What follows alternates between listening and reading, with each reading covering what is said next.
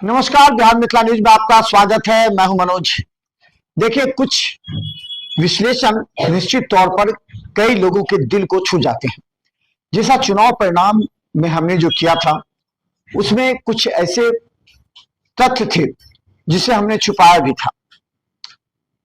छुपाया इसलिए था कि उसके प्रति संदेह था। कुछ जो एनालिसिस थे, जो हमने विश्लेषण किया था, वो हम अपने रिपोर्टों के आधार पर और हम खुद जमीनी स्तर पर गए थे, जहां पर जनता के बीच जाकर के, नेताओं के बीच जाकर के, चौक चौराहों पर जाकर के जो हमने किया था उस पर था, और कुछ लोगों के विश्लेषण पर आधारित था।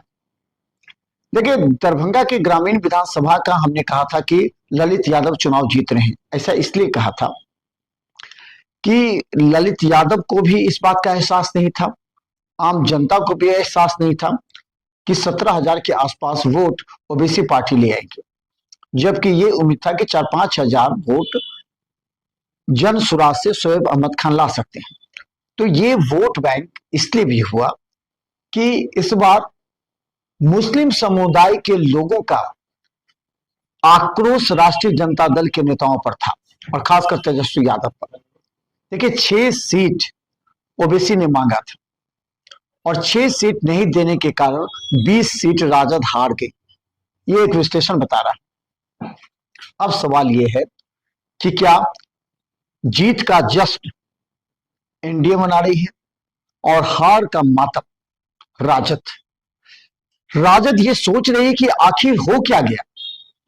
तेजस्वी के प्रति इतना ज्यादा लोग का जन सैलाब था, जहां भी जाते थे लोग उतर रहे थे, उनके पीछे दौड़ रहे थे, भाग रहे थे। तो अभी भी लोग कह रहे हैं कि वो लोग जो हारे हैं कि वोट चोरी हुई है और ईवीएम की गड़बड़ी है, जबकि उन लोगों को हमने विश्लेषण में भी समझाया था। देखिए, ईवीएम की गड़बड़ी होती तो और भी आपने 25 सीटें जीती, वहां भी हो सकती थी, 35 सीटें जीती, वहां भी हो सकती थी, लेकिन ऐसा कुछ नहीं हुआ। ये बात हम नहीं कह रहे हैं, जो आपके पास प्रूफ है। अगर ऐसा होता तो कई सीटों पर और भी बवाल मच सकता था।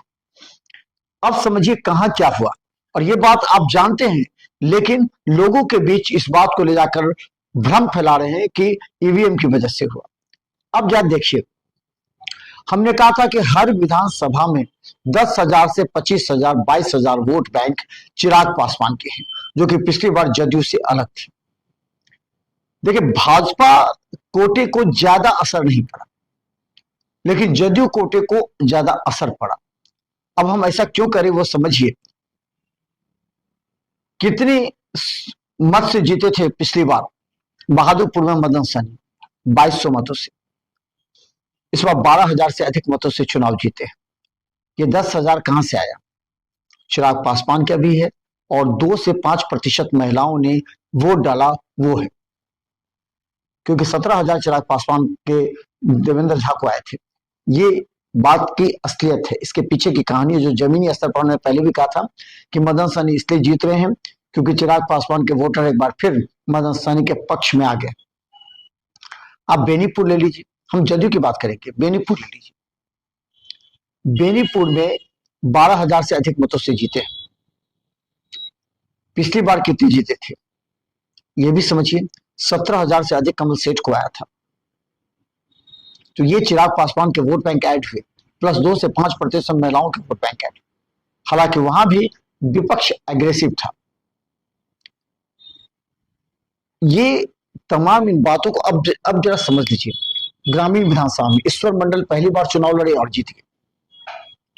उनका इससे पहले कोई ट्रैक रिकॉर्ड नहीं था विधायक बन के चुनाव लड़ने का, पहली बार चुनाव लड़े और जीत गए।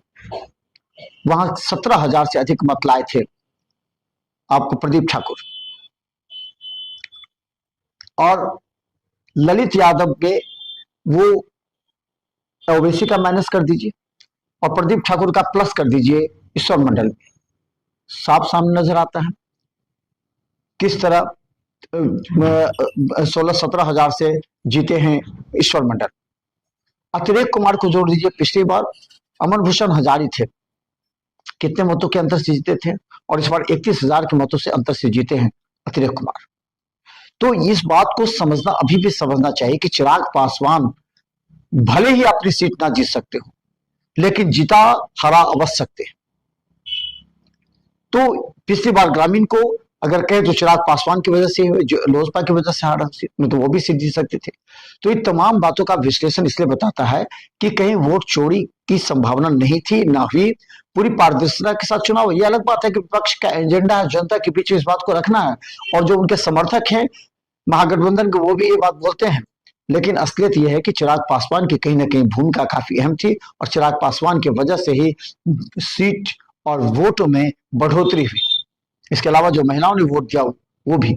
तो इन तमाम, इसके अलावा ये जो 4 राजद के, जदयू के सीट थे जिस पर बढ़त हासिल हुई है, इसके अलावा 6 बीजेपी के सीट पर भी बढ़त अगर हासिल हुई है, उसमें भी निश्चित तौर पर चिराग पासवान की भूमिका।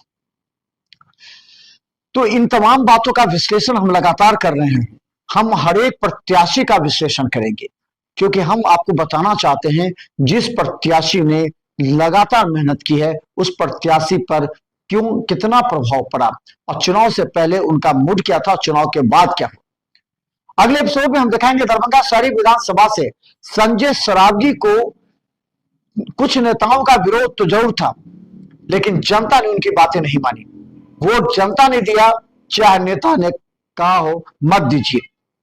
और उनका क्या समीकरण था, क्यों संजय सरावगी को इतनी अधिक लीड मिल गई, जिसकी आशा संजय सरावगी को तो थी नहीं, और उनके जो समर्थित या उनके विरोधी नेता थे उनको भी नहीं थी।